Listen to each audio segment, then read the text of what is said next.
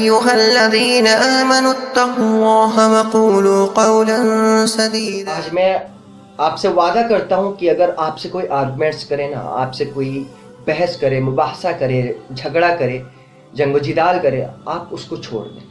میں آپ کو آپ جہاں کہیں گے وہاں فلیٹ دلاؤں گا، جو آپ کہیں گے، اور فلیٹ میں سوئمنگ پولس ہوں گے، گاڑیاں ہوں گی، اور نہ جانے کیا ہوگا. جو آپ کہیں گے وہ آپ کو دلاؤں گا.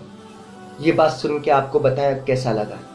اچھا لگا نا کہ ہاں اگر میں صرف ایک آرگومنٹس چھوڑ دوں تو مجھ کو اتنا سب کچھ مل جائے گا اس دنیا کے اندر. آپ سے جب کوئی اگر بحث کرے گا اور آپ کو اگر یہ میری بات یاد آ گئی تو آپ کیا کریں گے؟ کہیں گے لے بھائی میرا سر تیرا جوتا، جتنا چاہو مار لو، لیکن میں آپ سے آرگومنٹس نہیں کروں گا. کیوں؟ آپ کو یہ یاد رہے گا کہ مجھے ایک فلیٹ ملے گا، مجھے گاڑیاں ملیں گی، بنگلہ ملے گا، جہاں چاہوں گا وہاں ملے گا. تو یہ جب میں کہہ رہا ہوں تو آپ کے ذہن میں یہ ضرور ایک بار گردش کرے گا. تو پھر جب اللہ کے رسول صلی اللہ علیہ وسلم نے آپ سے وعدہ کیا ہے کہ اگر آپ سے کوئی آرگومنٹس کرے، ایون یو آر رائٹ، اگر آپ صحیح بھی ہیں اپنی جگہ پہ، غلطی آپ کی نہیں اور آپ آرگومنٹس چھوڑ دیں، تو اگر آپ کو اس چیز کا ڈر ہے کہ آپ کی عزت کم ہو جائے گی تو قیامت میں مجھ سے لے لینا، اور جنت میں ایسا گھر آپ کو ملے گا جس کی لینتھ، لمبائی، چوڑائی اس دنیا سے بھی زیادہ ہوگی، اس دنیا سے بھی زیادہ بڑی ہوگی. تو کیا ہم جنت کو چھوڑ رہے ہیں صرف اس بات سے کہ کسی کے آرگومنٹس کی وجہ سے ہمارا ایگو ہرٹ ہو رہا ہے؟ کیا ہم جنت کے لیے اپنے ایگو کو سائڈ نہیں رکھ سکتے؟ اپنے آرگومنٹس کو ہم ختم نہیں کر سکتے؟ اللہ کے رسول کی حدیث کو ہم غیب میں ترجیح نہیں دے رہے، لیکن جب ایک انسان آپ سے کہہ رہا ہے جو آپ کے سامنے بیٹھا ہے میں آپ کو ایک فلیٹ دینے کے لیے تیار ہوں، تو آپ مان جاتے ہیں. لیکن اللہ کے رسول نے غیب میں کہا، ہم تک غیب کے ذریعے خبر پہنچی ہے، ہمارے سامنے اللہ کے رسول موجود نہیں ہے، لیکن ہم ان کی حدیثوں پہ یقین رکھتے ہیں، ان کی باتوں پہ یقین رکھتے ہیں، اللہ کی جنت پہ، دوزخ پہ، ہمیں ہر چیز پہ یقین ہے. تو ہم کیوں نہیں مانتے؟ اصل مومن بندہ تو وہی ہے جو غیب پر ایمان لائے، اللہ کے رسول کی کہی ہوئی باتوں پر ایمان لائے. دیکھنا ضروری نہیں ہے. صحابہ کرام رضی اللہ عنہ اجمعین نے اللہ کے رسول سے سوال کیا تھا، اللہ کے رسول سب سے بہتر دین اور سب سے بہتر یقین کس کا ہے؟ تو اللہ کے رسول نے کیا فرمایا تھا؟ طوبیٰ لمن رآنی وآمن بی، بہتری ہے اس شخص کے لیے جس نے مجھے دیکھا، وآمن بی، اور مجھ پر ایمان لایا. طوبیٰ 7 مرات لمن لم یرانی وآمن بی، اور 7 مرتبہ کامیابی اور خوبی ہے اس بندے کے لیے جو مجھ کو نہ دیکھے اور مجھ پر ایمان لائے. اور وہ ہم تمام لوگ، صحابہ کے بعد جتنی بھی جماعتیں قیامت تک آئیں گی، وہ سب 7 مرتبے والی حدیث میں موجود ہیں. تو ہم کیوں اپنے آپ کو اتنا کمزور بنا رہے ہیں؟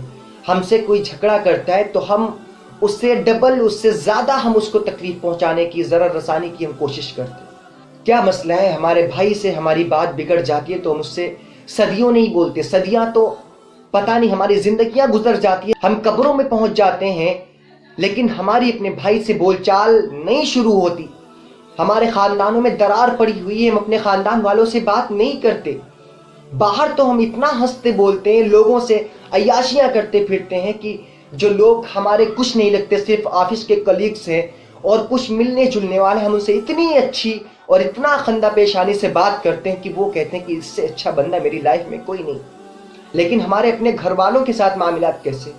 ہمارے اپنے والدین سے نہیں بنتی. ایک ہی چھت کے نیچے والدین الگ کھانا پکاتے ہیں اور بچے الگ کھانا پکاتے ہیں. ایک ہی چھت کے نیچے ایک بھائی الگ رہتا ہے، ایک بھائی الگ رہتا ہے، اور ایک دوسرے سے بول چال نہیں ہے. ذرا سی بات ہو تو ہم ایک دوسرے کو قتل کرنے کی کوشش کرنے لگتے ہیں، ایک دوسرے کو مارنے پہ آ جاتے ہیں. ہمسایوں سے ہماری بڑی اچھی بنتی ہے، لیکن اپنی بہنوں سے، اپنے بھائیوں سے، اپنے بہنوئی سے ہماری نہیں بنتی، اپنے باپ سے نہیں بنتی. ہم دنیا کے لیے بہت اچھے ہیں لیکن ہم اپنے گھر والوں کے لیے بالکل اچھے نہیں. دنیا ہمارے لیے بہت اچھی ہے لیکن ہمارے گھر والے ہمارے لیے اچھے نہیں. یہ کہاں کی عقل مندی اور کہاں کی دانشوری ہے؟ اللہ کے رسول صلی اللہ علیہ وسلم نے ارشاد فرمایا کہ سب سے زیادہ حسن اخلاق کا جو حق جاتا ہے وہ آپ کے والدین کو جاتا ہے، اس کے بعد آپ کے قرابت داروں کو، آپ کے بہن بھائیوں کو، اس کے بعد آپ کے پڑوسیوں کو. لیکن ہم الٹا کرتے ہیں کہ جن لوگوں کا ہمارے اوپر کوئی حق نہیں، ہم ان سے سب سے زیادہ شفقت سے، مہربانی سے اور حسن اخلاق سے پیش آتے ہیں. اور جو ہماری رحم دلی کے، ہمارے حسن اخلاق کے سب سے زیادہ حقدار ہیں. ہم ان سے بات نہیں کرنا چاہتے، ہم ان سے بات تو کرنا دور، ہم ان کو دیکھنا نہیں چاہتے، ہم ان کو سلام نہیں کرتے. اگر دو بھائی آپس میں ساتھ رہ بھی رہے ہیں تو ان کی بیویاں آ کے یوں دراڑیں ڈالتی ہیں کہ وہ بھائی پھر ایک دوسرے کی شکل دیکھنا پسند نہیں کرتے، وہ دونوں بھائی ایک دوسرے کا چہرہ دیکھنا پسند نہیں کرتے.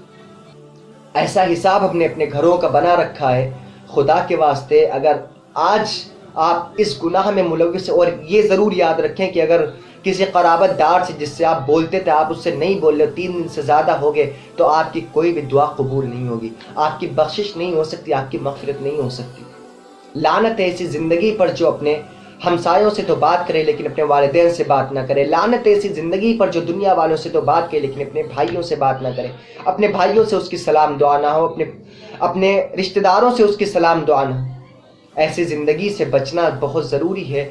اللہ ہم سب کو عمل کی اور سمجھ کی توفیق عطا فرمائے.